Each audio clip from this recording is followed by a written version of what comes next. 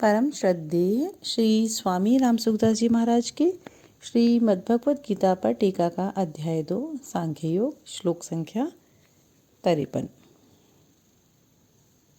ओम श्री परमात्मने नमः।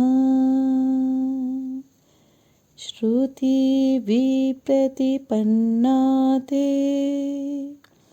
यदा स्थास्यति निश्चला समाधावचला बुद्धिः तदा योगं वाप्स्यसि। जिस काल में शास्त्रीय मतभेदों से विचलित हुई तेरी बुद्धि निश्चल हो जाएगी और परमात्मा में अचल हो जाएगी, उस काल में तू योग को प्राप्त हो जाएगा। श्लोक की व्याख्या।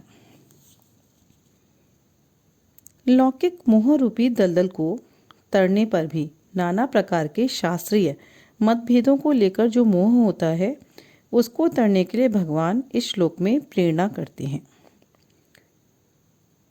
अर्जुन के मन में यह श्रुति प्रतिपत्ति है कि अपने गुरुजनों को, अपने कुटुंब का नाश करना भी उचित नहीं है, अपने शास्त्र धर्म का त्याग करना भी उचित नहीं है। एक तरफ तो कुटुंब की रक्षा हो और एक तरफ शास्त्र धर्म का पालन हो। इसमें अगर कुटुंब की रक्षा करें तो युद्ध नहीं होगा और युद्ध करें तो कुटुंब की रक्षा नहीं होगी। इन दोनों बातों में अर्जुन की श्रुति विप्रतिपत्ति है, जिससे उसकी बुद्धि विचलित हो रही है। अतः भगवान शास्त्रीय मतभेदों में बुद्धि को निश्चल और परमात्मा प्राप्ति के विषय में बुद्धि को अचल करने की प्रेरणा देते हैं। पहले तो साधक में इस बात को लेकर संदेह होता है कि सांसारिक व्यवहार को ठीक किया जाए या परमात्मा की प्राप्ति की जाए। फिर उसका ऐसा निर्णय होता है कि मुझे तो केवल संसार की सेवा करनी है और संसार से लेना कुछ नहीं है। ऐसा निर्णय होते ही साधक की भोगों से उपरति होने लगती है, वैराग्य होने लगता है। ऐसा होने के बाद जब साधक परमात्मा की तरफ चलता है, तब उसके सामने साध्य और साधन विषयक तरह तरह के शास्त्रीय मतभेद आते हैं। इससे मेरे को किस साध्य को स्वीकार करना चाहिए और किस साधन पद्धति से चलना चाहिए, इसका निर्णय करना बड़ा कठिन हो जाता है। परंतु जब साधक सत्संग के द्वारा अपनी रुचि, श्रद्धा, विश्वास और योग्यता का निर्णय कर लेता है अथवा निर्णय न हो सकने की दशा में भगवान के शरण होकर उसको पुकारता है, तब भगवत कृपा से उसकी बुद्धि निश्चल हो जाती है। दूसरी बात, संपूर्ण शास्त्र संप्रदाय आदि में जीव, संसार और परमात्मा इन तीनों का ही अलग अलग रूपों से वर्णन किया गया है। जीव का, संसार का एवं परमात्मा का। इसमें विचार पूर्वक देखा जाए तो जीव का स्वरूप चाहे जैसा हो, पर जीव मैं हूँ, इसमें सब एक मत है। संसार का स्वरूप चाहे जैसा हो, पर संसार को छोड़ना है, इसमें सब एक मत है। परमात्मा का स्वरूप चाहे जैसा हो, पर उसको प्राप्त करना है, इसमें सब एक मत है। ऐसा निर्णय कर लेने पर साधक की बुद्धि निश्चल हो जाती है। मेरे को केवल परमात्मा ही प्राप्त करना है, ऐसा दृढ़ निश्चय होने से बुद्धि अचल हो जाती है। तब साधक सुगमता पूर्वक योग परमात्मा के साथ नित्य योग प्राप्त हो जाता है।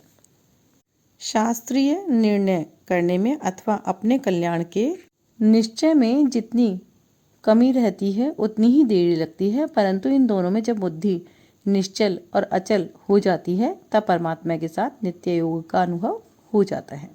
संसार से संबंध विच्छेद करने के लिए बुद्धि निश्चल होनी चाहिए, जिसको 6 अध्याय के 23वें श्लोक में दुख संयोग वियोगम पद से कहा गया है। और परमात्मा से संबंध जोड़ने के लिए बुद्धि अचल होनी चाहिए, जिसको 2 अध्याय के 48वें श्लोक में समत्वम योग उच्यते पदों से कहा गया है।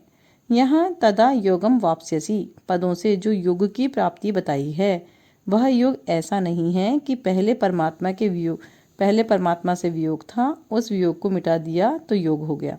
प्रत्युत असत पदार्थों के साथ भूल से माने हुए संबंध का सर्वथा वियोग हो जाने का नाम ही योग है। अर्थात मनुष्य की सदा से जो वास्तविक स्थिति अर्थात परमात्मा से जो नित्य योग है, उस स्थिति में स्थित होना योग है। वह वास्तविक स्थिति ऐसी विलक्षण है कि उससे कभी वियोग होता ही नहीं, होना संभव ही नहीं। उसमें संयोग, वियोग, योग आदि कोई भी शब्द लागू नहीं होता। केवल असत से माने हुए संबंध के त्याग को ही यहाँ योग की संज्ञा दे दी गई है।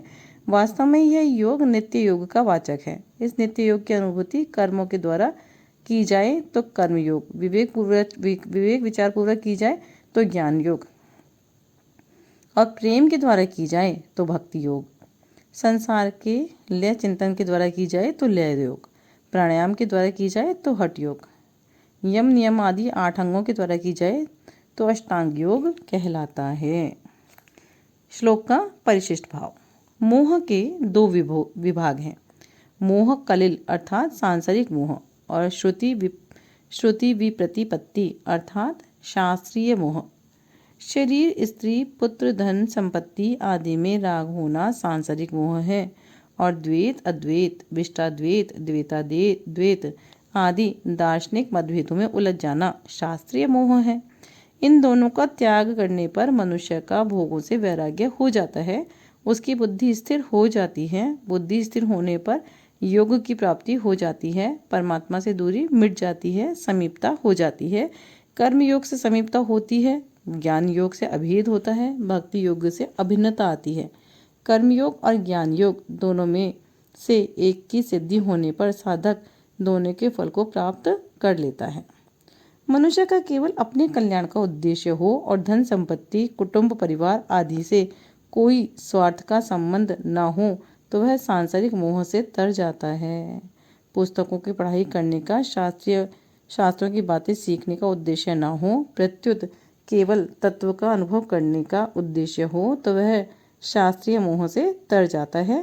तात्पर्य है कि साधक को ना तो सांसारिक मोह की मुख्यता रखनी है, न शास्त्रीय मतभेद की मुख्यता रखनी है, अर्थात किसी मत संप्रदाय का कोई आग्रह नहीं रखना है।